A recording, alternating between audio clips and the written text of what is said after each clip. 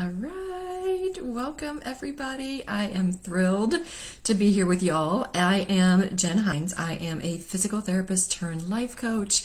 After overcoming 20 plus years of burnout and overwhelm in healthcare, I hired a life coach and had such a pivotal transformation that I wanted to become certified myself and help women just like you battle perfectionism, procrastination, people pleasing, self doubt, overthinking, all of those things that hold us back from all the things that we want in life, right?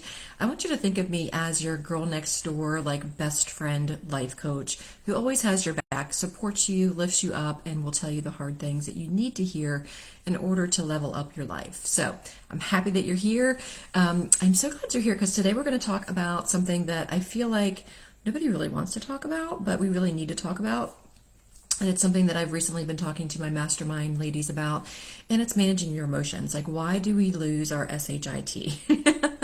In other words, let me teach you how to manage your emotion and feel your emotions, because when we tend to push down our emotions and don't feel the feels, it really manifests itself in our body in different ways. So let's get started. Just a little bit. This topic comes up a lot with my clients, especially when they'll come to a coaching call, and say, Jen, I just like snapped at my kids. I just like had this huge fight with my husband. And we start to dive into like what caused the fight or them to snap at their children. And usually it is not that specific instance of something their kids did or didn't do, or their husband or spouse or partner did or didn't do. Usually it's a series of events that lead up to us just finally being like, oh my gosh, I can't take anymore, and then we lose it. Okay. So if that sounds like you, stay tuned. I'm going to guide you through this live, and kind of just teach you a few things about how to really manage your emotions. Okay. But we're going to start off in childhood, okay? Because our emotional responses to triggers are patterns that we learned in childhood. We learned these patterns in order to cope for our needs not typically being met as kids, or mirroring what we see the adults in our life doing when they're trying to manage or mismanage their emotions, okay? So our brains start learning to protect us and keep us safe based off our experience as kids. The kid who gets upset, for instance, like the kid who gets upset that a grilled cheese is cut wrong, is quickly scolded by the stressed out mom for being too picky and entitled. And as that pattern happens over time, like as that keeps happening over time, the child starts to learn that her needs and desires aren't important, right? So when you start to think about that, you can see how that leads to a pattern of people pleasing as an adult. On the flip side, the kid who walks into a toy store with her mom to buy her cousin a birthday gift throws a tantrum for not getting what she wants, right? She wants a Lego set. Her mom says, no, we're here to buy your cousin a gift. And the mom that quietly tells her child, yes, it's really hard to not get what you want all the time. And right now you're not going to get the Lego set, but that doesn't mean that you won't get it for your birthday or a special gift later, or for, something, some moment later in time. And that way you're validating her feelings and letting that child know, yeah, it's really hard to not get what you want. Even as an adult, it's hard for me to not get what I want. So to have her feelings validated, and then also teaching her how to cope and how to handle those in a healthy way. Okay. So I want you to think about like your own triggers, like what makes you mad? What makes you angry? What makes you want to flip your lid? If you are a mom or parent of teens, enough said, right? We can ask them to do things 20 times and they still might not do it, right? And that's enough to make you want to lose your cool. But when you start to think about those things, pay attention to them, right? And kind of start paying attention as to when was the first time you started feeling that way? And go back as far as you can remember, because typically when you have feelings like that, it often starts from not being heard, not managing those emotions as a child, because again, your brain and your body was trying to cope with something that you weren't necessarily prepared for, or you learned it from a parent or an adult that was important to you, how they manage their emotions. And it's not always in a great way, right? So, and just know that you might not remember the true sense of like the story or the memory, but your body might remember how it feels, right? So I was coaching one of my clients yesterday, and she's like, I'm starting to notice that my arms get tingly right before I start to get real anxious. I'm like, that's your body's way of saying, hey, listen to me. I'm starting to get triggered by something that's happening. Let's do something to calm things down. Okay, so start paying attention to how your body feels too. And the great thing is that we can rewire our brains to break these patterns, which is so incredibly cool. One of the things that I learned in a training that I did is that when you start to feel like your body starts to like react in that way, you can just thank it. Thank you, body, for keeping me safe. Thank you for your years of protecting me, right? And just thank your body for feeling that and start paying attention to that. So if you're new to watching my lives and new to my coaching and my social media, just know that I'm typically a balance of some woo-woo and science. Okay, so there might be a little woo-woo and some science to back everything up. One of the sciencey sides of this is the 90-second rule, right? Our emotions will completely go through our body in 90 seconds or less if we let them. But what happens is that we often start to feel uncomfortable, and our bully brain, our inner mean girl, who's trying to protect us, tells us, you're uncomfortable, you're feeling anxious, you're starting to feel a little weird. Let's pick up our phone and scroll social media. Let's check our email. Let's go grab a bag of chips or some chocolate, or, some other type of behavior that's numbing the emotion versus just like feeling it for 90 seconds. Typically, if you let a feeling just process through your body and feel it for 90 seconds, it will move on. But when we start scrolling and numbing and pushing those emotions down and ignoring them, that's when we start to get inflammation in our body, when we start to get aches and pains, when the anxiety starts to build and get worse, okay? So emotional maturity really allows us to accept all of our emotions, even the uglier ones that we don't really want to admit that we have, like anger and shame, and things like that. The fundamental aspect of emotional maturity is really the ability to be aware of and regulate our emotions in order to allow others to express themselves, or just the ability to tolerate our emotions without losing control, right? But just know that perfection is not the goal, right? We are still going to lose our SHIT because we are human and the people in our lives are human, okay? But if this is something that's been bothering you for a while, some of the things I'm going to teach you are going to be helpful, okay? So when I was talking about the 90-second rule, again, just that physiological feeling of the emotions will process and go through your body in a minute and a half, like 90 seconds. They come to an end, then your body wants to kind of return to its safety, like homeostasis is the term that we use. When the stress occurs in our bodies, cortisol spikes, and our internal anxiety circuits start going, woo, there's stress out there to be handled, and our nervous system is going to try to bring our body back to balance, okay? This will happen. Your body can bring you back to balance if our minds don't get in the way, okay? So few of us really have the ability to completely control our emotions and to be purely like to completely manage them physiologically. Most of us kind of bring those emotions and those feelings into our mind, like I talked about, right? So that 90 seconds can turn into days of irritability, anger, and even years of holding a grudge and resentment if we don't deal with the emotions, okay? So, but again, the good news is that we can continue to become emotionally mature. We can continue to work on this. We can continue to rewire our brain. We can learn how to process our emotions and move on. The butterflies in your stomach that appeared just before you stepped on stage aren't necessarily stress. They could be a physiological manifestation of excitement, right? And enthusiasm for stepping on the stage. So a few questions that I really want you to start thinking about. I also have a handout that I have that goes along with this presentation with a lot of this summarized for you. So if you're interested in that, just comment below wherever you're watching, or if you're on my email list, just reply to the email handout and I will send it your way. So some of the questions that can help us get a hold of our reactions before we're taken over can include, what can I learn about myself and what happened? What patterns brought me here? How can I embrace this discomfort and grow from it? How can I learn to accept criticism without making it the absolute truth? How can I forgive myself and others? The more we learn and the more we hold ourselves accountable to holding and managing our emotions, the more you're going to grow in your emotional maturity. But you're going to fall off the wagon, right? Because like I said, life happens. There's going to be weeks when you're too tired to do anything. There's going to be illness that comes into your life. There's going to be life throwing you curveballs, and you're going to be more anxious, or you might be more likely to kind of lose your cool, okay? The important thing is to kind of reflect on it, right? If you lose your cool with your kids, what I do is I go take a short walk, take a couple of deep breaths, calm myself down. I come back and apologize for losing my cool because that wasn't the appropriate thing that I did.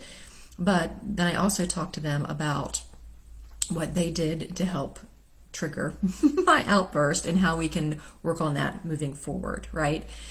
But yelling obviously is really never the answer to you losing your cool because of something that happened outside of that person's control, right?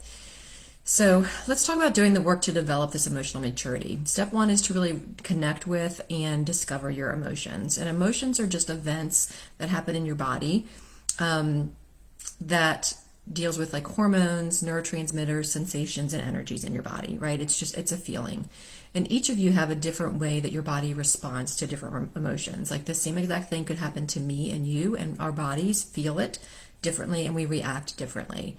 So I want to encourage you to like make a new daily habit of really connecting with your body. Okay, so there is a meditation. It's called a body connection meditation that comes in the handout that I'm going to give to any of those of you that are interested. But it really just has you take a couple of deep breaths, find a quiet place, and really just kind of scan your body as to what you're feeling and why. It's a very powerful meditation. Again, it's in that handout. If you're interested in that, just comment handout wherever you're watching this.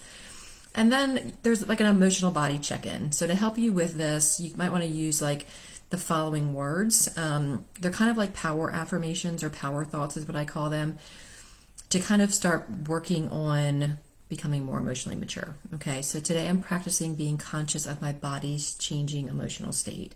I am grateful for an opportunity to work on becoming more emotionally mature. Today I'm able to connect with my body to help me understand my emotions. Change in this area allows me to feel more connected to my emotional world. Today, I am practicing when I take moments throughout my day to check in with my body's sensation. So those are just some power thoughts to start rewiring your brain to really start focusing on this. So I'm going to wrap up this live by talking to you about two different ways to really help calm your emotions. One of them is soothing activities, and one of those is enduring activities. So like when you're going to be in those 90 seconds and you need to feel the feels, we're going to talk about those enduring activities. And again, a lot of these are what I call common sense. But as you're building into that anxiety and as you're getting emotional, common sense kind of goes out the window, right? We all know what we should do, but it's actually doing it. So some soothing activities are taking a bath, right? Getting in warm water can really help calm your body. If you have Epsom salts, throw some in if you'd like some additional muscle relaxation. Doing a self-massage, this could be as simple as rubbing or massaging your feet or lower legs. So there's different YouTube videos out there on different pressure points that can help you relieve stress. Reading, catch up on a book or article that you've been meaning to read. Listening to, playing, or writing music, it's your choice. Music is very powerful. Snuggling, I love snuggling with my dogs. You can snuggle with your kids, your partner, friend. Moving your body if possible, any kind will do. I love getting outside and walking because being outside and walking is movement, but also being in nature. And expressing your emotions, right? If you're in a place where you can scream into a pillow or in the shower or outside and not disturb anybody, then do it, get it out. And then writing. I have my clients do tons of journaling. They find it so incredibly powerful. The enduring activities are more like resting, okay? So you've processed your emotions for 90 seconds and you feel exhausted, right? Or maybe you snapped because you are exhausted. Really listening to your body and honoring that when you're able to, even if it means canceling some plans. Grounding yourself. Use your 5 senses to really direct your attention to what you see, smell, taste, touch, or hear in your environment. That takes you out of the anxious spiral and into the present moment. And then engaging in breath work. I am working on becoming a certified breath coach, so I can bring you more of those ideas. But it can also just be as simple as placing your hand on your body, on your belly, and taking a couple of deep breaths so that you raise your hand. Box breathing, if you're used to that. There's a ton of guided practices that can be found on YouTube or Spotify. Spending time outside, like I said, meditating or praying are great. Reciting affirmations or mantras. Quietly to yourself. Some examples are you're safe, you're in control, you're at peace, you're peaceful.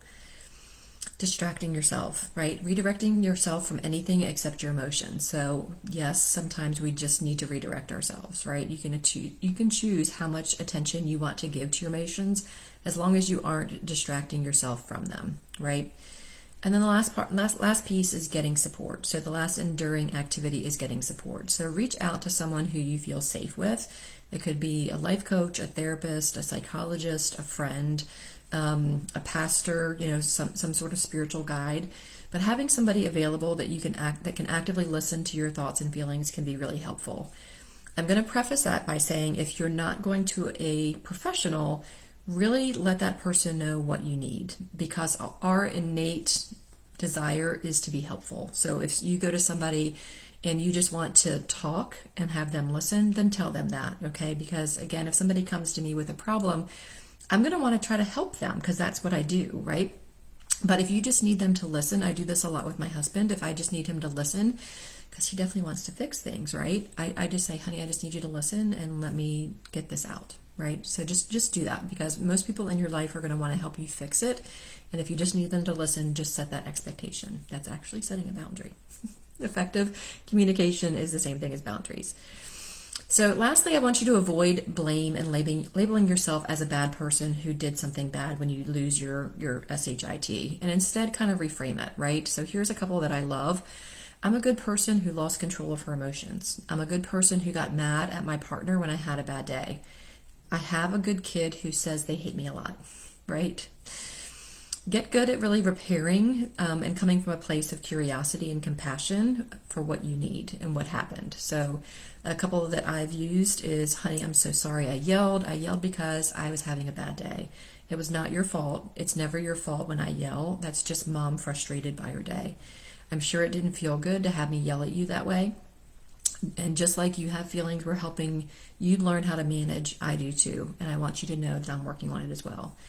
Then, like 24 hours later, after I calmed down, I went back to my son and just said, hey, remember when I yelled at you yesterday when you didn't do what I asked you to do? Multiple times. How can we do that better next time? Okay, so I'm engaging him in the conversation and in the result. So, and then just kind of reflect. Like I said, awareness is key. Kind of reflect on what led up to you losing your cool. My client yesterday was telling me how she started feeling the tingling in her hands. And I said, that's your trigger, right? Now, that's your sign that your body needs something. So what happened before that to lead up to you getting that way? And unfortunately, like, she didn't pay attention and she got into a full anxiety and panic attack. But what I'm teaching her through the mastermind and one-on-one coaching is to start recognizing that your body is giving you signs. And at that point, take one of these actions, right? Don't let it get to that point. So I hope that this was beneficial. The last thing that I love to do is kind of make it silly, okay? So if you feel like your temper is getting ready to take charge, or you're getting ready to get angry, just say, all right, Tantrum Tilly, I want you to go away, right? I don't need you in my life right now. I know it's silly, but when you start to name your emotions something silly as if it's like a toddler, it really helps you shift gears and really quiet that inner mean girl. So I hope that was helpful. If you like this mini session today, again, if you want the handout, comment handout wherever you're watching this. If you're on my newsletter list watching the replay that way, just respond to the email handout and I will give you a handout with the meditation, the questions we talked about, and a lot of the tidbits that I talked about today about managing your emotions. And if you want to continue to become the woman you've always wanted to be, the one who really has her shit together, whose friends are like, wow, what happened to Jane? She used to be a hot mess and now she's really got her life together. That's kind of what I do as a life coach. And I would love to invite you to join me for a free Calm Your Chaos phone call where we just kind of connect, hear what's going on in your life, get clarity on what your next steps could be. So again, if you want the handout, comment handout wherever you're watching this. And I go live in my private Facebook group on wellness and well-being on Facebook, and also on my Instagram every Wednesday at 10:30. So stay tuned for next week's topic.